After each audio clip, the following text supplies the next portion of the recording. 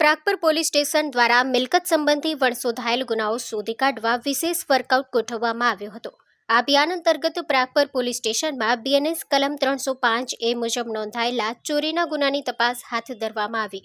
તપાસ દરમિયાન શંકાસ્પદ ઈસમ આસિફ કાસમ જુણેજા રહેવાસી બેરાજા તાલુકો મુન્દ્રાને રાઉન્ડ અપ કરી યુક્તિપૂર્વક પૂછપરછ કરવામાં આવી હતી। પૂછપરછ દરમિયાન આરોપીએ ઉપરોક્ત ચોરીનો ગુનો કર્યાની કબૂલાત આપી હતી તથા ચોરી કરેલ મુદ્દામાલ પીએમઈએ કંપની નજીક આવેલી બાવળોની ઝાડીમાં છુપાવ્યો હોવાની માહિતી આપી હતી। આ આધારે પોલીસે સ્થળ પર જઈ ચોરીનો મુદ્દામાલ કબજે કર્યો હતો।